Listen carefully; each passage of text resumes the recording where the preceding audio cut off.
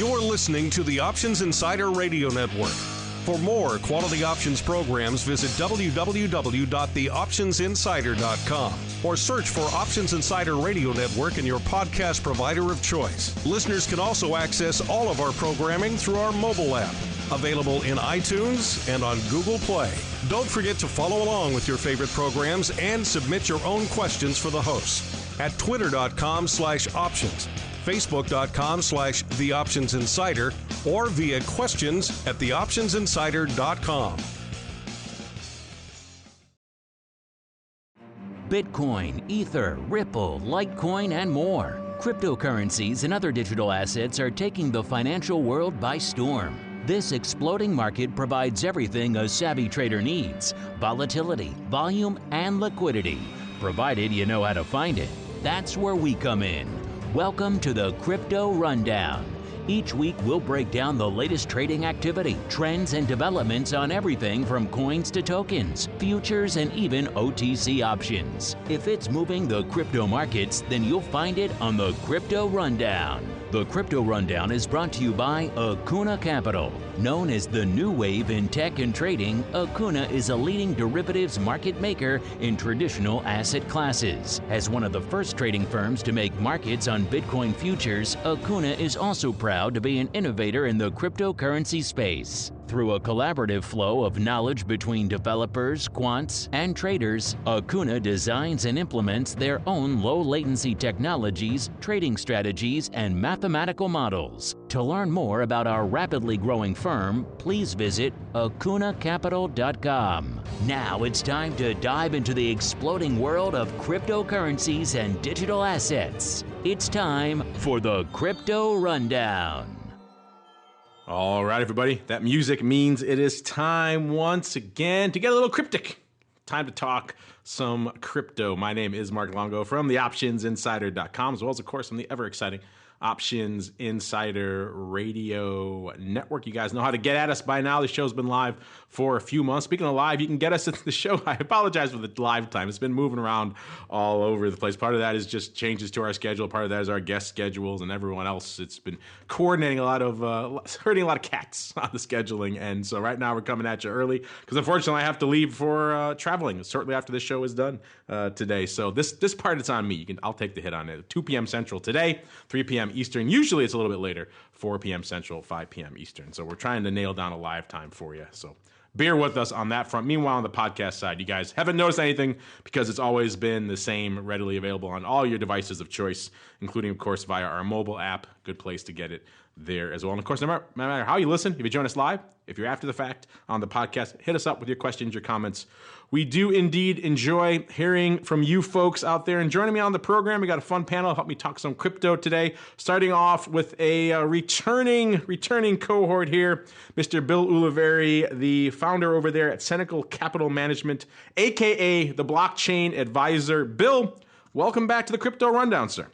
Good afternoon. It's great to be back in the training pit with you here, so to speak. And I hear a little birdie tells me you're a wee bit under the weather. I hope it's not the same thing I had last week because that was awful. I was on the shows, but I was nowhere near 100% for all of last week. So no, I get it. It's I'm doing okay. Just a little tired. I haven't gotten hit as hard with it as some of my friends and family members, but we'll see. We'll just have to plug through it. There's something toxic in the air in Chicago. My little guy's school has pretty much just been wiped out. It's like a hot zone in there. You can't even go near it. No, yeah, so it's a bad scene. So hopefully we're coming at the tail end of winter here, and hopefully that stuff will move past it soon. Hopefully you won't pass out on me mid-show. Just hit an alert button on me if you're about to pass out, Bill. I'll let you know. We'll keep it to a tight 45 minutes or so to make it a little easier on your system. And also joining us today on the program, he's a newcomer to the program and indeed to the network. He is John Pearlstone, the founder over there at Crypto Patterns. John, welcome to the Crypto Rundown program. Hey, thanks for having me, Mark. Appreciate it. And John, as we are wont to do with all of our first-timers here on the network, why don't you go ahead and give us a little bit of an overview of your background in the financial and indeed in the crypto space and what it is you guys do over there at Crypto Patterns.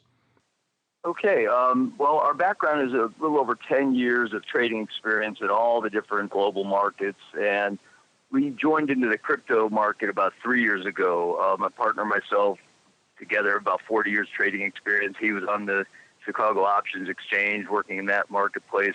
And again, I've had my background more in futures and options, and stumbled into crypto by learning a little bit about some of the major players that were starting to fork off literally from Bitcoin and when Ethereum first came out. And we've developed our own proprietary pattern trading system that we saw was actually starting to play out in the crypto market as volume and frequency increased.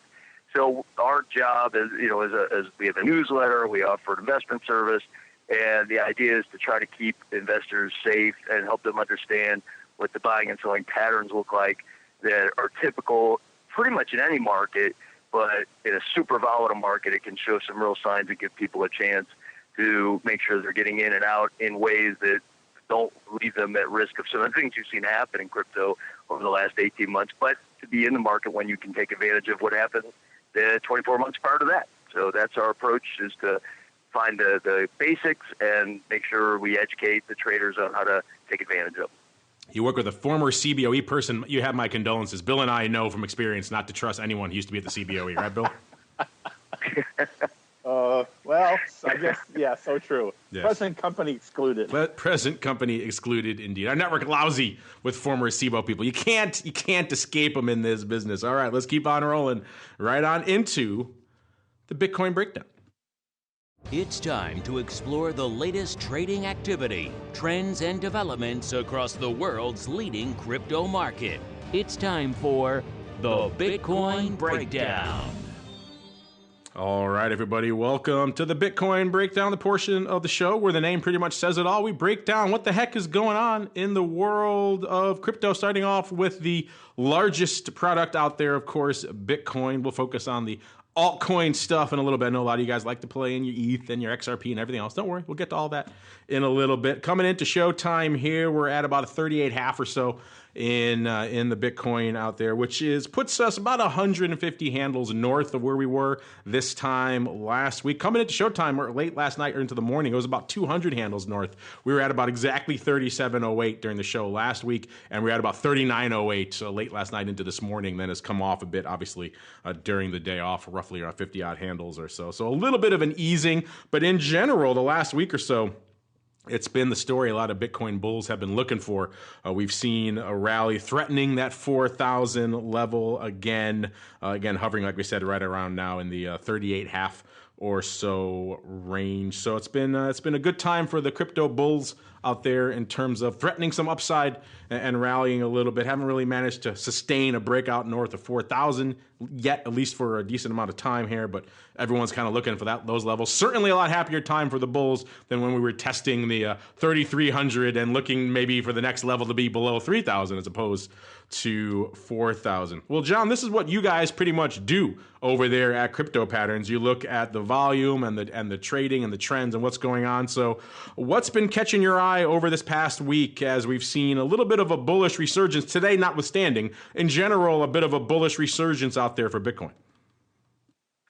Well, I think the couple key things that we're focused in on that might be worth paying attention to is the relationship between the Bitcoin futures and the cash market. I was going to say options. You know something we don't? That would be awesome. I would love to be talking the options right now. No, that was a slip of the tongue. We had that earlier options talk. I can't seem to get past it. But no, and the XBT futures, I mean, if you go to the daily chart today, you can see volumes already, significantly higher than at any point on the up days last week.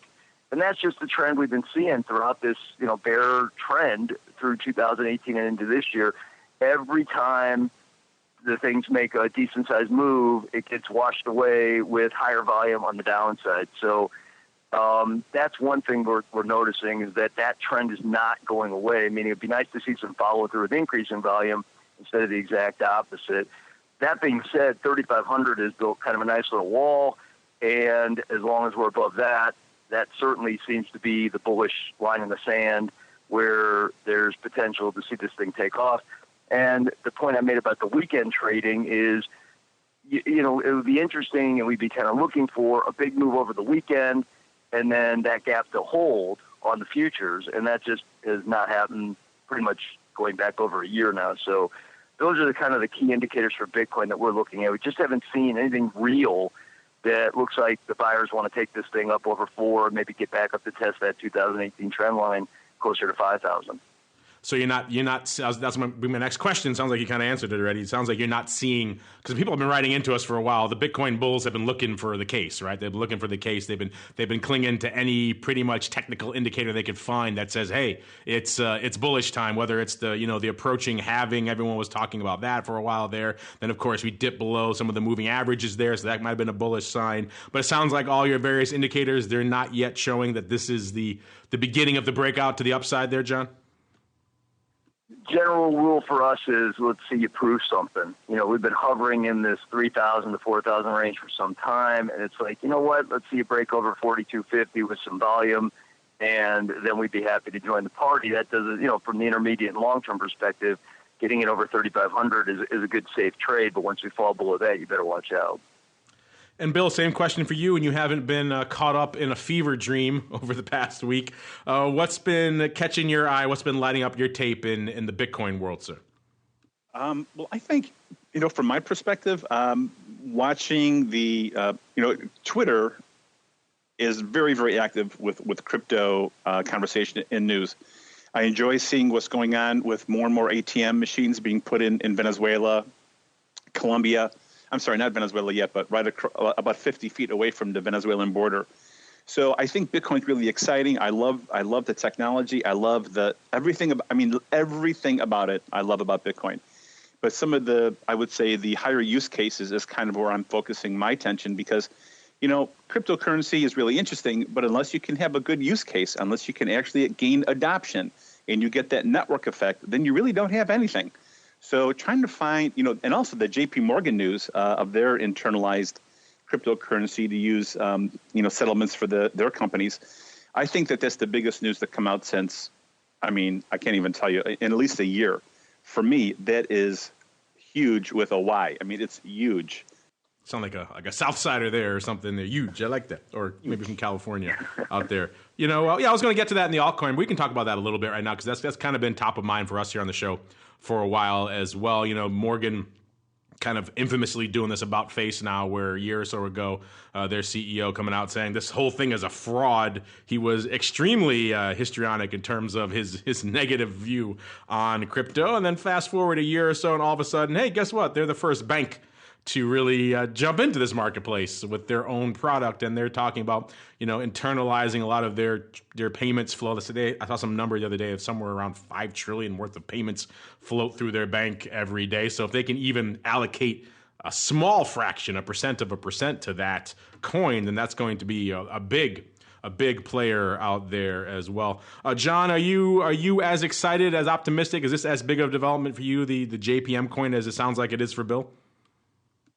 Well, I think it's kind of a general trend where you're seeing a lot of news. Fidelity made some mention of how they're moving forward with their desk, and there's just a lot of outside adoption in the institutional market that's good buzz, but the charts aren't really showing anything in terms of increasing volume across the board, Bitcoin especially. You'd like to see, since that's a major player, it got high liquidity in some established markets, we want to see the buyers really get involved. That being said, I think longer term, absolutely. I don't think these people get involved to lose money, and they obviously see something going on, but I wouldn't be in any hurry to rush in on those news stories currently. Since you're the technical guy, I'm not much of a technical guy here, so I'm curious to get your perspective on this, John. I had a few people chime into me over the last year or so as crypto has really dominated a lot of the headlines and the mind share. People who are very active using technical indicators in other areas of finance, maybe equity, maybe futures, maybe options, and writing to me and telling me how their applications of those levels, when they start applying them to crypto, are just dramatically more effective. It seemed like it surprised even them, and that surprised me. That wasn't the result I particularly anticipated when I heard that. I thought maybe they wouldn't work because we're talking about a very different, almost uncorrelated asset class. Maybe you need to find new indicators to work with this. But it sounds like some of the old indicators are actually working pretty well. Is that your take as well? Are you seeing indicators that maybe are somewhat mixed in like a broad equity world suddenly applied to the world of crypto? Are they more effective or less? What are you seeing out there, John? It's such a great question, and it depends on the time frame. I'll give you a quick history. when I first got involved in mid to late 2016 and throughout 2017, it was, you can go back and look at our newsletter. We predicted multiple huge moves up, multiple huge moves down. We projected targets that were coming within dollars. I mean, a particular example, Bitcoin Cash, you know, and when it was at 600, our wave target showed 2,700. I think it went to 2,750 the next day. So the indicators were all working great until, and this is what I think is telling, until the futures became live. Then all of a sudden, that just, I guess, brought the hedge fund money, the major players, and now all kinds of patterns are setting up, and they're not confirming. And even the bearish ones are, you know, hovering around into head faking, and then all of a sudden dropping below targets. And it is a way more difficult game. And my partner, David Grotsky, who was the options guy that we're making fun of earlier, he said it best. It's like we were playing pickup basketball, and all of a sudden, you know, NBA players showed up, and it is just creating a lot more difficult reads on basic indicators to trade them. And so you have to look for far more sophisticated methods and use better enter and exit strategies to make sure you're staying safe in this market. It's definitely not a kid's game any longer. Oh, that's interesting. So maybe it's getting a little less effective for you guys. So that was kind of my question as well. I was asking these people who are much more versed in the technical space than I, why they thought the technicals were working better on crypto. And the answer I kept getting was because it's not as crowded of a marketplace yet. Not as many people are playing. It's a quote unquote more pure signal source in terms of not a lot of other stuff out there messing with the signal. You get a lot more signal in crypto than you do in, let's say, an equity, which has got a bunch of other stuff going on, or an option or things like that. Was that your takeaway as well? Is that why you thought crypto maybe was more, or technical was more effective in crypto, and maybe why it's a little less now is because it was less crowded and now it's getting more crowded? 100%. It wasn't so bot-driven, hedge fund-driven, whale-driven. You know, there were people who could definitely control and manipulate the market, tended to be the miners, but, you know, they weren't playing it for quick returns and then dumping and this and that, but which, you know, these algorithms set up now are designed to make money, you know, every 30 seconds or God knows what.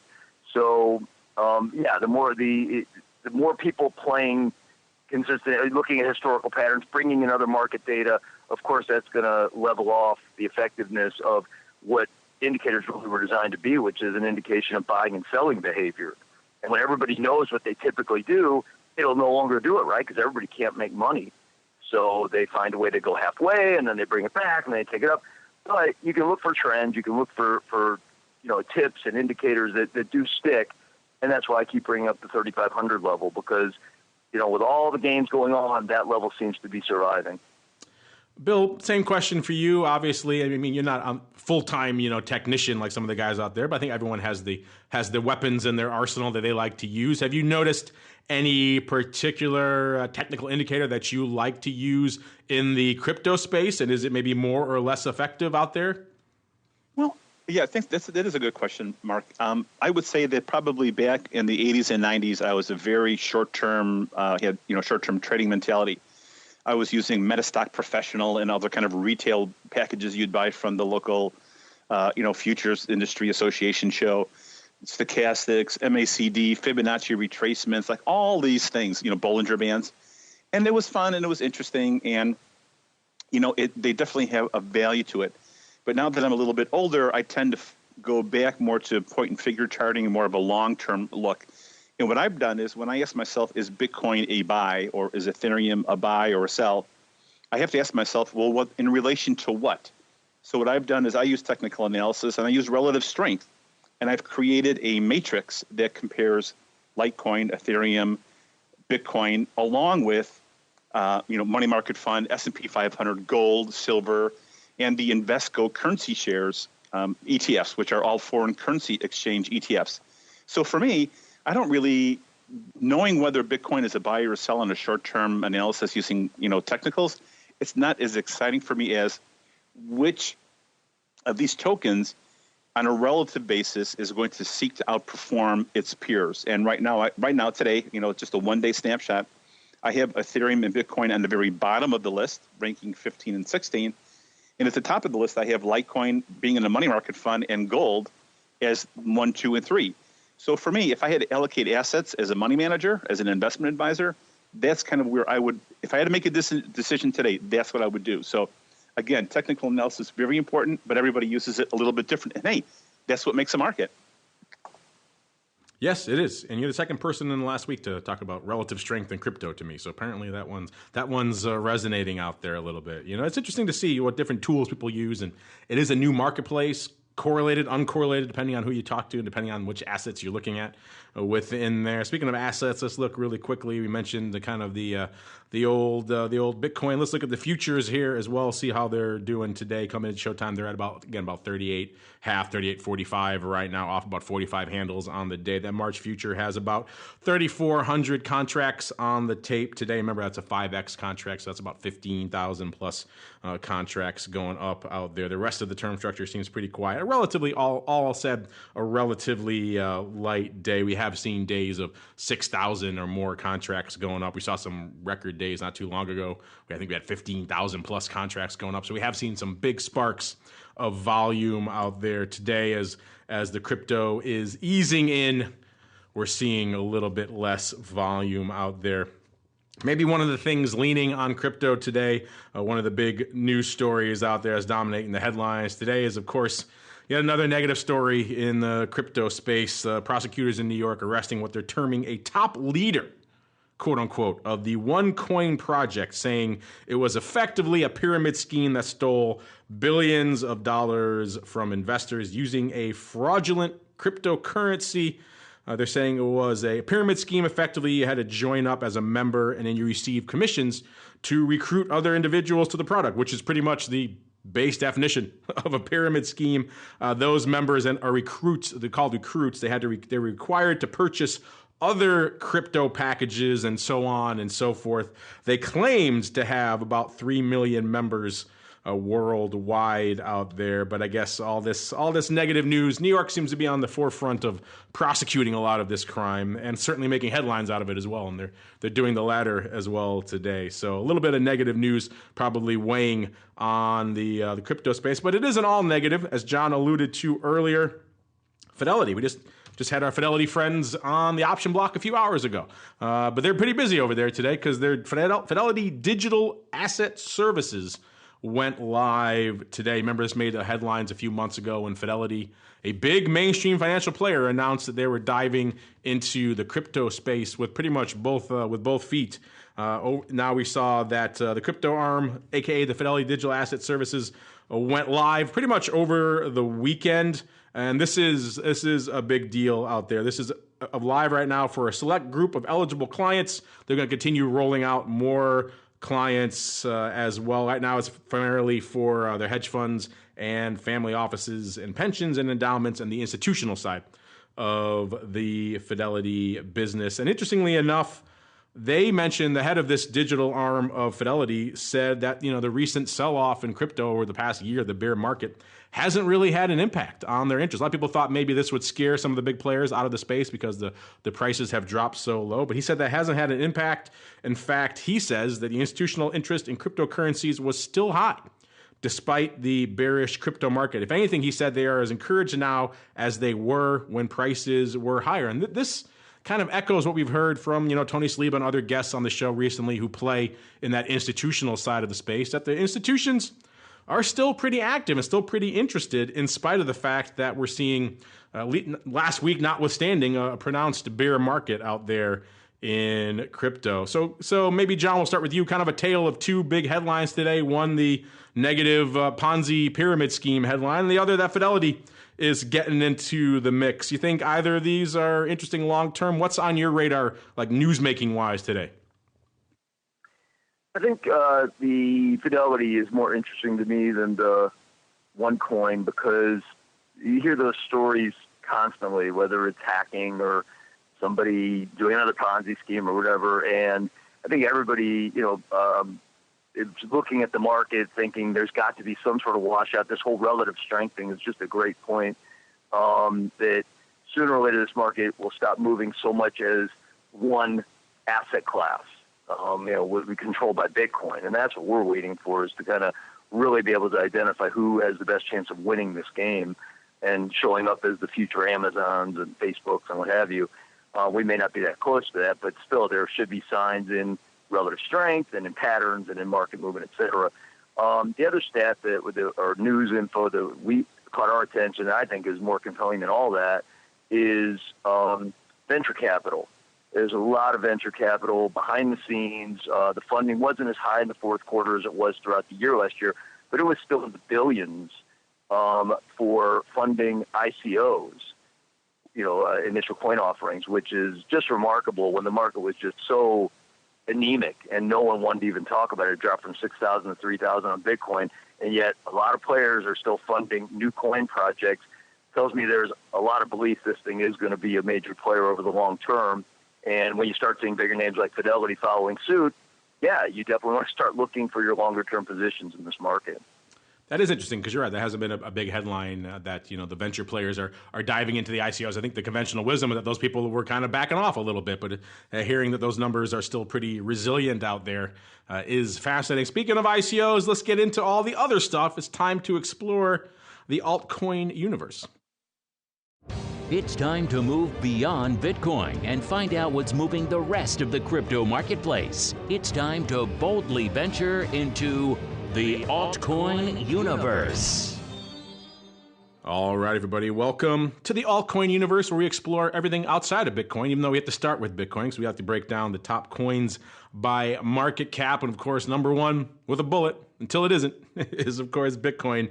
Coming into showtime, it was at about $67.75 billion on the market cap front, so off a bit, but still clearly number one. Number two, ETH, with about nearly 14 billion, 13.9 billion. Number three, XRP. Remember, XRP and Ether have been going back and forth for a while here. XRP on the number three end now, about 12.3 billion. Then we fall off a bit to number four with EOS, about 3.65 billion. Number five, good old Litecoin, 3.31 billion. A lot going on out there in Litecoin. In fact, there's a lot of different coins that are worth keeping an eye on these days. Maybe, John, we'll start with you. Obviously, Bitcoin gets a lot of the headlines, but I'm sure Crypto Patterns, you guys are not spending all your time on Bitcoin. There's other coins that are lighting up your tape. So which other coins are you out there watching these days, John?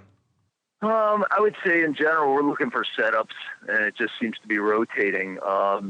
There was ENJ that we noticed had a really bullish setup a week ago, and I think it's a top 50 market cap, and it doubled.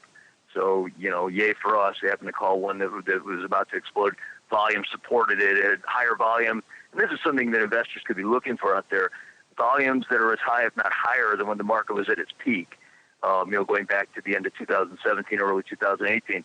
You're not seeing much of it, especially in Bitcoin and Ethereum. There's nowhere near their prior high volumes. So when something starts ramping up like that, it's worth at least paying attention to. But in the ones that I think mainstream investors would possibly want to diversify in, or if they're building funds, your top 10, your top 25, we've always had our doubts about XRP simply because it's got all kinds of questions in terms of its formation, in terms of its independence. So we're bigger fans of Stellar, or XLM, in that it has a similar structure. It supposedly has a similar use case. It's got a lot of support and partnership, and is actually operating in, and believe me, I'm no expert in the news side of this. Maybe Bill knows more about this and he could fill it in, but I know they're operating some things in third world countries with IBM. So they've got some nice backing and partnerships that are, very, very committed to long-term success. And it's done well over the last couple of days, and the pattern supported that it would. And if you check its chart, you'll see its volume spiked up as well. But final thought on the altcoin market in general is it's operating basically like one person is pulling all the levers. They spike it up, they can pull it right back down 2 days later. So it's hard to get any fundamental analysis going right now to say this is the one to lock into and hang on to if you want to see the best 12 or 24-month returns, because there's just nothing in either patterns or fundamentals that are proving out in terms of the way these things are behaving. It's more like some hedge fund wants to double their money. They see an opportunity, they pump it all up, and then they sell it off and take their profits, and that's kind of every pattern you look at right now.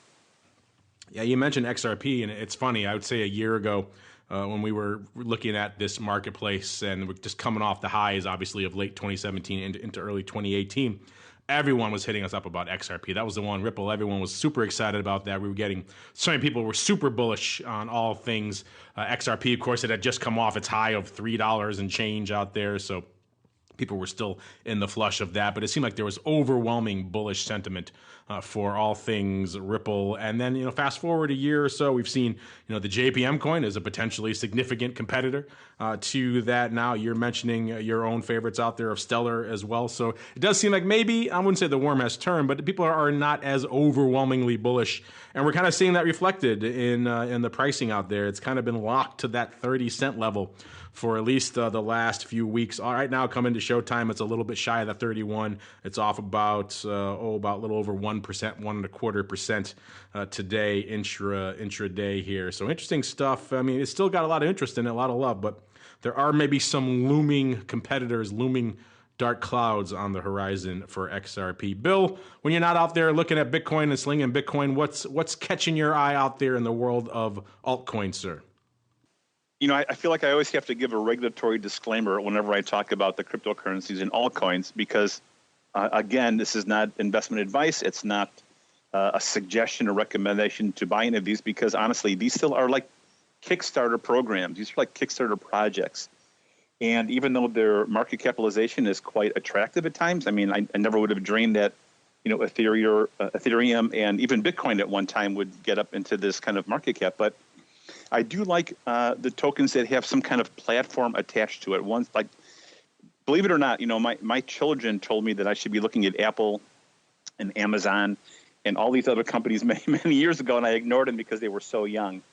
And they didn't know what they were talking about. I was the trader. I was the investment advisor. So now I go down the other way in terms of chronology when I speak with people who are actually using this. And there are some game tokens. There's I love the Digibyte community myself. There is also a token out there. It's HXRO. I'm going to have to take a look at that one, Real Hero. It's like a gamified way of playing like a poker in some way. So I'll check out their token right now, make sure I've got the symbol correct. But there are really interesting people doing interesting things. But the altcoin space is still, it's very treacherous. It's like stepping on a time bomb or on a landmine, I'm sorry. And so, again, the basics, the top ones, Bitcoin, Ethereum Classic, Litecoin, Monero are still my favorites. TRON, EOS, maybe a second tier favorites. And so we just have to, this is one of these cases where you need to take a shotgun approach and for your speculative habits and just buy probably a little bit of the ones that are easy to take off an exchange and keep in a wallet. Because if you lose your tokens, then what's the point of even having this conversation? So anything that I'm actually, believe it or not, I like tokens that are listed on that are available through cold wallet solutions like Trezor and Nano. Interesting. Some people have been hitting us up about TRON lately. Sounds like you're a bit of a dabbling in TRON a little bit there. I think people just like it because of the name, Bill. They like the name. They want to see light cycles and everything else. You got to give them points for the name. It's a great name. I've bought stocks for worse reasons in my career. So, that's true. That's true.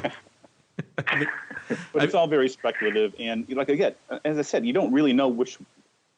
As I said before, back when the stock market, when the internet bubble popped in 2000, 2001, and Google was coming out with their IPO, nobody in the world thought that we needed another search engine at the bottom of this internet bubble when it popped. We had Alta Vista, Dogpile, Yahoo. We had other search engines. So I suspect that this bear market in cryptocurrency, maybe the next big one or the really good ones doesn't even exist yet. But you have to ask yourself, which ones are really maintaining some kind of integrity and credibility in terms of their platform, their project, the people, what they're actually doing. And, again, crypto Twitter is the place to be if you want to follow, some of the projects in the community. They'll let you know with no uncertainty, without a doubt, their opinion on some of the cryptocurrencies. You got Fin Twitter, now we got crypto Twitters, all different subsets of Twitter, depending on what you're into. We were just talking about XRP, some of the bigger news, and more interesting news, maybe some of you have been hitting us up about this. Everyone has been asking us since we started this show, what's the deal with an ETF? When are we going to see an ETP or an ETF listed in the crypto space? And it seems like in the U.S., not anytime soon, but some news coming out. Speaking of XRP before, there is some news coming out of Switzerland there that they have approved a ETP that's going to track XRP. So a lot of alphabet soup there for you. But they look like, and this is not the first time that this Swiss exchange has actually listed. They have some other ETPs linked to some other crypto products out there. This new one's going to have a ticker symbol AXRP, and they say we can comfortably say that we expect to release the world's first XRP ETP within the next 2 months. You think that news would have given a little bit of a lift to XRP, but not so much. Like we mentioned, it's off like most of the cryptos today. It is off, is kind of feeling a little bit of that maybe profit taking from the past week. So it is kind of interesting. A lot of big news has been in the XRP space in the last couple of weeks, and we haven't seen huge commensurate moves in the underlying there as a result. ETH has been an interesting one to watch as well. It's kind of been on a bit of an upswing, taking a bit of a break today. It's at about 132, but that still puts it well north of where it was when we were talking about on the show last week. It was at about 126, so about 6 handles north of where it was this time last week. We also saw big moves out there in Litecoin. Litecoin today is at about 54.40 or so. It's off a little over 3, about 3.25%, nearly 2 handles. But percentage movers, that's the biggest mover of the week. A week ago, it was at about 46, got up to about 54, so it surged almost 21% over the past week. So there's been a lot of action out there in Litecoin over the past week or so. John, you get a lot of interest here in ETH and Litecoin. Are those ones on your radar over there as well, or is it sounds like you're moving even beyond that, kind of like Bill, into some of these more even more esoteric tokens and coins? Well, we're always looking for indicators, things that give us a feel for if the market has a chance to move upward, and then we'll look for the most bullish of the coins that are out there in that setup. And Litecoin, if you look at their chart and just draw a basic trend line from the top to current, it's far superior to almost all major coins, but most notably a far more bullish chart than Bitcoin. Well above its 2018 trend line versus Bitcoin that has not been able to even retest it. So that's meaningful. That's telling you something.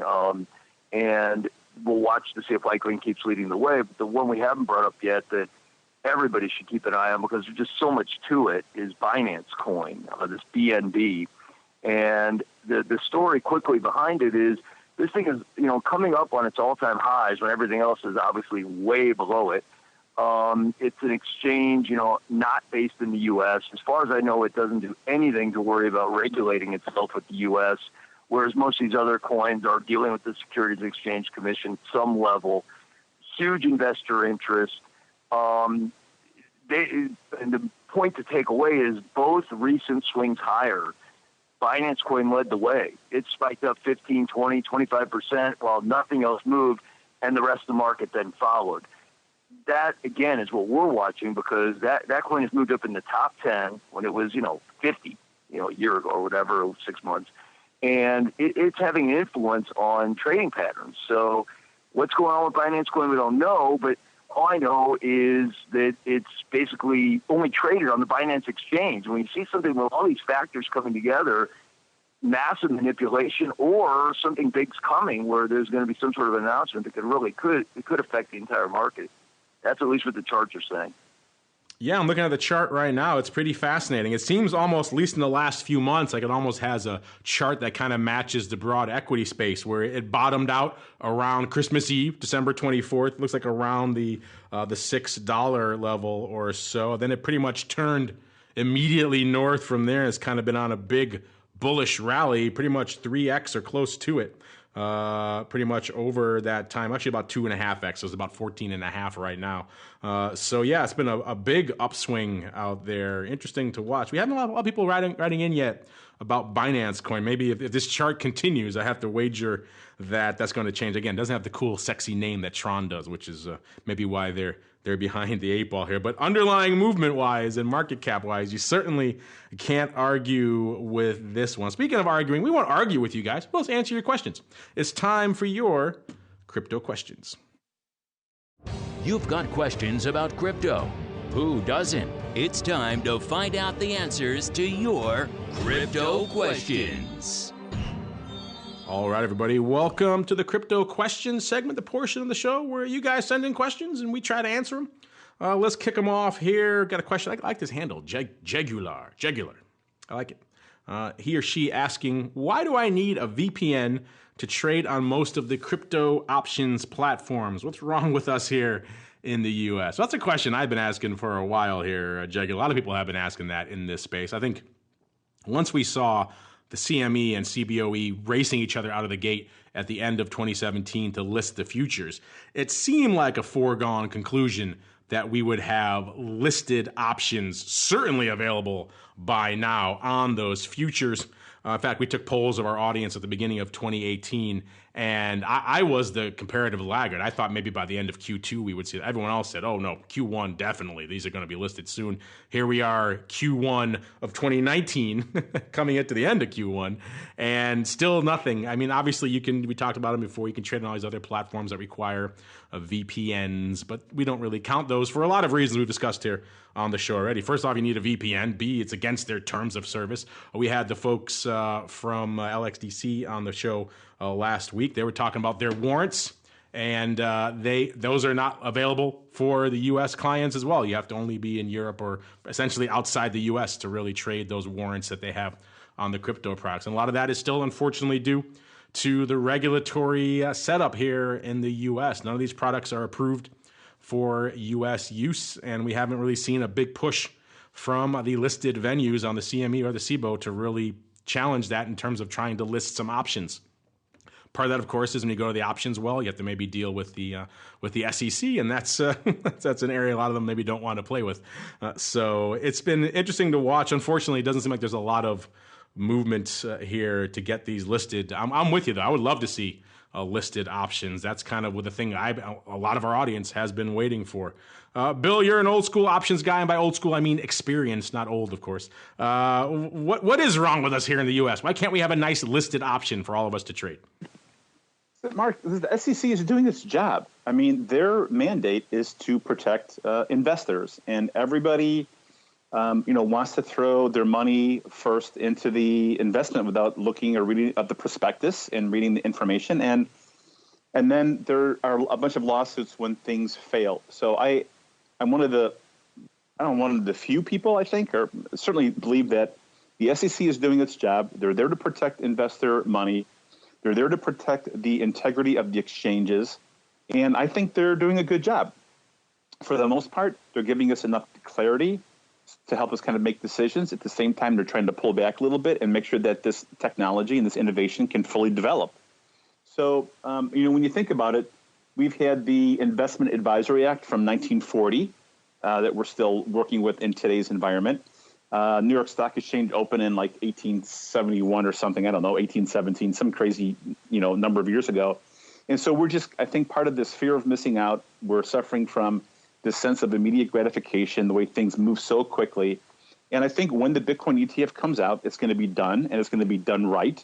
And you're not going to have to worry about custody issues. And, if you buy a Bitcoin ETF in your IRA or your 401k, that there's not going to be one of these overnight events where your Bitcoin is gone, right? And the monies were stolen. So little by little, legislation's getting changed, and we're just going to have to be patient because I tell you, if blockchain technology and Bitcoin and Ethereum and everything we've been talking about on this show is as big as we think it is, then 6 months or 9 months is not going to make that much of a difference because we're going to have these products that trade for 100 years. Look at you, the voice of wisdom and voice of saner, cooler heads. What fun is that, Bill? We want these products now. We want to trade them now, right? That's fine. Take out a home equity loan and buy them. I'm looking. No, don't do that. Jegular wants it now. The man wants to trade his options now. John, are you with Bill? You think you're on the saner, cooler heads prevailing, or are you more on our listeners' front that sounds like they want to sink their teeth into these things now? Yeah, who am I to argue with that kind of sage wisdom? Although I tend to want to dive in way ahead of time on these things. But truth of the matter is the first thing Bill said is exactly what I would have said, which is they're doing their job. They're going to be cautious. They're going to make sure that they're not going to end up with a bunch of stuff being traded all over the place and then it disappears or it's manipulated in illegal ways, more so than what we see now. And I think caution is, based on what happened in the last 18 months, caution seems to be the right answer. There you go. A little bit of a cautious take here from us. Sorry, Jegular, we can't give you anything more immediate than that. Speaking of someone else on the same tip, we got Neil Neil Jackson. He says, crypto volatility is growing more attractive. And you're right there, Neil. It has been interesting to watch that kind of volatility in the crypto space, explode from its nadir back in November of last year into something that's actually interesting and worthy of trading. I think the Acuna guys here on the show have said that for a while there, towards the end of last year, people were in the office were looking at all the things they trade, and they were trying to find products that had less volatility than Bitcoin. It was hard to do. We had to go to like a T-bill or something. So it wasn't the most sexy in terms of volatility perspective coming into November of last year. That story has certainly changed, but I digress. Neil keeps going. He says, and the futures are growing. But message me when they actually list some options. Until then, I'm just a watcher. Well, I can certainly understand that, Neil. A lot of our audience comes from the option side of the fence, and they want an option they can sink their teeth into. They don't have to use a VPN for, and they don't have to risk, having their account shut down or anything else because they're violating terms of service just to trade them. So yeah, I'm with you. What did Warren Buffett say? Something along the lines of, I'd love to buy a put on Bitcoin, but I sure as hell don't want to short it. Something along those lines. And I think a lot of our audience has a similar viewpoint on that. All right, let's wrap it up with this one here before I don't want Bill to pass out on us on the show here. Let's go for ABG. Excuse me. See, Bill, I'm still coming up in over my flu and cold as well. ABG wants to know, you guys had a guest on recently. Oh, I think he's talking about you, Bill. He said you had a guest on recently who said that it wasn't worth it to mine Bitcoin. Has the recent price rally changed that? If not, and if not Bitcoin, what should I be mining? Well, Bill, you're our miner here, so I'm assuming he's referring to you. Has the recent rally changed your mind about the value of mining Bitcoin? And if not, what other coins are out there worth pursuing from a mining perspective these days? Well, there's a website that I visit frequently, Mark. It's called whattomine.com. And there they give you some of the statistics of the difficulty rate, the price of the cryptocurrency token. You can plug in the type of graphics interface cards that you can use and your electrical rates and get an idea of whether mining a cryptocurrency is profitable or not. From my perspective, I would still say I've had my machines off probably since last summer, maybe going into July and August, because my electric bill was substantially higher than any kind of cryptocurrency reward. And again, I do this more as a, I don't want to call it a hobby, but just very, very light, just to keep my fingers in because this is where the new supply comes from, right? Supply comes from miners. Just like whenever you pass go in a game of Monopoly and the bank releases $200, the cryptocurrency miners, every time they solve a block, that type of cryptocurrency is released into the economy. So right now we're just a little bit above break even. I think once Ether makes it maybe above $150 a token, it might be worthwhile turning the machines on. But again, we've seen the graphics cards come down in price. They were nowhere near as expensive as they were a while ago. Back near the high point, I saw people paying $4,000 for a Bitcoin mining machine, and the things are now at $500 on Craigslist.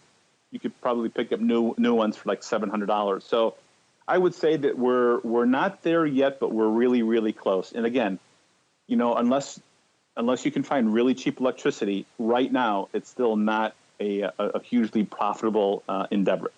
That's just from my perspective. Interesting. So your machines are still off, as you say on the floor. Turn those machines back on. Bill says, no, not so much. Not yet. John, I know you're more on the technical side than on the mining side, but do you have anything you want to add here for our listener, ABG, who wants to know, is it, maybe you have an esoteric coin you think is worth mining for them out there?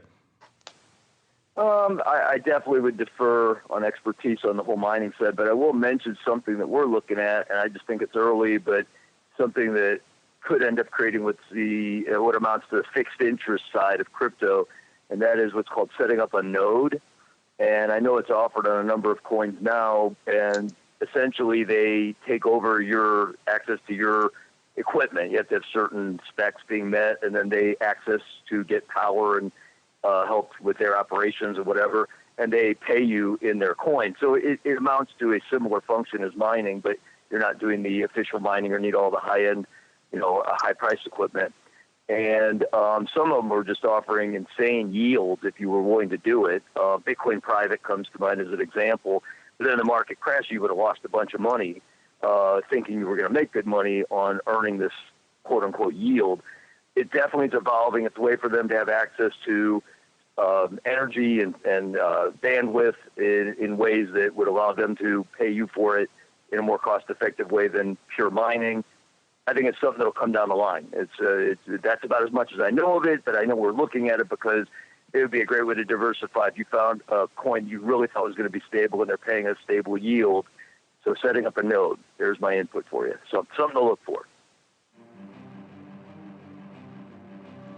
All right, everybody. If you have questions, you guys know where to find us. Questions at theoptionsinsider.com is the easy place to do it. You can, of course, hit us up via our live chat, via our website, or all the social media platforms. Just search for @options on most of the big ones, and we're there. But unfortunately, that music means we come to the end of another fun sojourn through the world of crypto trading. But before we go, let me go back around the horn for each of my guests and see what they're working on that may interest you. John, we'll start with you as our newcomer here. We'll give you pride of place. If our listeners are intrigued, they're listening to you, they want to learn more about what you guys are doing over there at Crypto Patterns. Maybe you want to leave them with a little bit of a hint, a little bit of a tease of what's coming down the pike from you guys. Now is the time, sir. The floor is yours. Absolutely. We're reachable at cryptopatterns.net, where we do our newsletter and some updates. And also we're on Twitter at Crypto Patterns, so that's where you can find our updates as we go.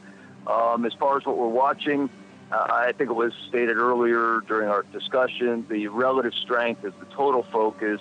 Are we getting to the point where this is not just a shell game of moving numbers up and down and making money along the way in these short-term trades? And are the real winners starting to emerge? So keep an eye on volume, keep an eye on big gainers relative to Bitcoin, relative to Ethereum, and can they hold those gains? That is the indicator that we think is most important right now. There you go. Check them out over there, cryptopatterns.net.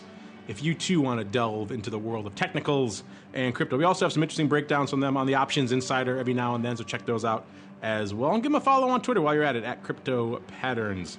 And last but certainly not least, Bill, before you pass out on me here, if listeners are intrigued, you get the Trooper Award for today, by the way, for thanks, fighting through the. I know how bad it is, so you have my sympathies. But if listeners want to learn more about what you're doing at Senecal, maybe they want to read some of the stuff you're working on as the blockchain advisor. Where should they go? What should they do, sir? Well, we're available. You can find us at www.senecalcapital.com. And honestly, we're focusing more of our energy on creating this type of, I guess you'd call it the Fidelity Sector Fund, where we look at the S&P 500, the NASDAQ, Russell 2000, and ask ourselves which companies that are publicly traded on U.S. exchanges with a market cap of $100 billion or more are embracing blockchain technology. And for us, that's where we really want to be as a wealth management firm in Illinois. Blockchain is really interesting. I'm sorry, cryptocurrency is interesting. Bitcoin is fascinating. I read books, I'm reading letters, but really, I don't want to. I'm at that stage in my life where I think there's going to be more than enough to be had on the listed security side here. In terms of what am I working on, if we could just go back to mining for a second, I was contacted by this project in the Chicago area that is looking to rent some of my mining equipment in order to prove and test and beta test their algorithm. So I find that while maybe recent cryptocurrency mining isn't profitable, perhaps this old gear might not be thrown in the recycling bin just yet. There you go. It's all the data. It's all data at the end of the day these days, right? That's all anybody is interested in. If you're interested about learning more about what Bill and his team are up to, senecalcapital.com. That's CENACLE capital.com is the place to go. And on behalf of Bill and John and indeed myself, I want to thank all of you out there for downloading, streaming, subscribing, sending in questions, listening live, all the fun stuff that you guys do. Keep it coming, and we'll see you back here next week for more of the Crypto Rundown.